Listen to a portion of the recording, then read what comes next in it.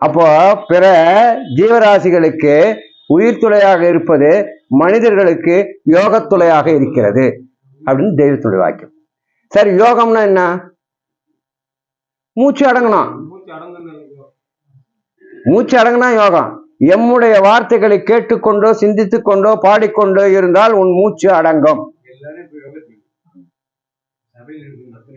இதுக்கு தாங்க 1 லட்சம் கொடுக்குறான், 2 லட்சம் கொடுக்குறான், மின் சீட்டு பின் சீட்டு, ஒரே கூத்தடிக்கிறான், பல கோடி ரூபாய் பொருள்து. இங்க ஒண்ணு இலவசமா கொடுக்குறாங்க. என்னது? என் வார்த்தைகளை கேட்டுக்கொண்டும் சிந்தித்து கொண்டும் பேசிக்கொண்டும் இருந்தால் அந்த வார்த்தை எப்படி போகுது? செவி வழியா போகுது. அப்ப யோகத்துளை, இந்த யோகத்துளையா போன உடனே உன் மூச்சு நிற்கிறது, உன் ஆயுசு கூடுது. இப்ப அவர் எத்தனோ கணக்கு போட்டு இவ்வளவு நாள்னு சொன்னார் இல்ல, 24 மணி நேரம். இப்போ நம்ம என்ன பண்றோம்? இப்ப நம்ம விட்டு போவோம். என்ன சொல்ல, இங்க பேசிக்கிட்டு போய் என்ன இருந்தாலும் சீக்கிரம் முடிக்கணும், மணி 1 ஆச்சே அப்படின்னு போவோம்ல. நம்ம வேற ஒரு வேலை வச்சுருப்ப. அப்ப என்னன்னா, நாம் தெய்வத்தை சார்ந்து இருக்கும் நேரம் மட்டும் அந்த மூச்சு நிக்குது. நம்ம தெய்வத்தை விட்டு விலகும் போதே மூச்சு. அப்ப நம்ம எப்படி இருக்கிறோம்னா ஊஞ்சலா இருக்கிறோம், பேமானின்னு அர்த்தம். ஆமா, இப்படியும் அப்படியும் இப்படியும் அப்படியும் இருக்கிறாங்க.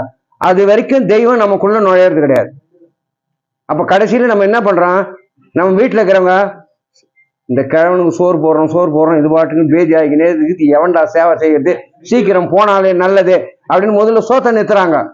அப்புறம் என்ன பண்றாங்க? கடைசி தண்ணி கொடுத்தோட போலங்க, அது போதான்னு இவன் பார்க்கறது கிடையாது. இவன் ஆஃப் பண்ண சீக்கிரம் போவான் அப்படின்றான். அப்ப என்ன பண்ணான்? அப்பதான் அவன் நினைக்கிறான், எப்போ எதுக்கும் பயன்படாத இந்த தேகம் போயிடுச்சு பாருங்க தெய்வமே. ஆனா இப்ப நம்ம என்ன கேட்கிறோம்? தெய்வம் எதை தரிசித்தார்களோ எதை அறிந்தார்களோ அதை நம்ம அறியணும்னா, ஆனால் ஆஃப்டர் ஆல் இந்த உடம்பே நம்ம ஒப்படைக்கல இல்ல. அப்ப உடம்பு யாருக்கு ஒப்படைக்கிறோம்? மனைவி மக்கள் எல்லாம் பங்கு போட்டுக்கிறாங்க.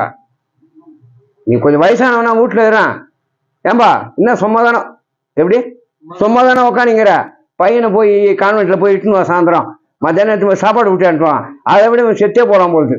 இது போல ஒவ்வொரு வேலையை வச்சுக்கினே இருப்பான்.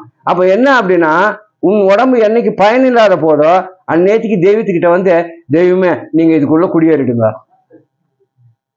உலகத்திலேயே ரொம்ப மலிவா கிடைக்கிற ஞானம் மெய்வழிசாலை தான். ஏன் சொன்னா, உன் இஷ்ட பிரகாரம் நடந்துக்குவ, கடைசி மூச்சு மட்டும். அது சொல்றாங்க. அதுக்கு அழகா ஒண்ணு சொல்றாங்க. ஒரு அண்ணா வந்து தெய்வத்து கையில விரோதமாயிட்டாங்க, ஃபேமிலியும் அவங்க தான். அவங்க அவர் என்ன பண்றாரு? விரட்டி விட்டா அந்த மனுஷர் என்ன பண்றாரு? கடைசி நேரத்துல இந்த நாளைக்கு போயிட்டு போறாருன்னு வச்சுங்க, இந்த நேரத்துல என்ன பண்றாரு? கெட்டி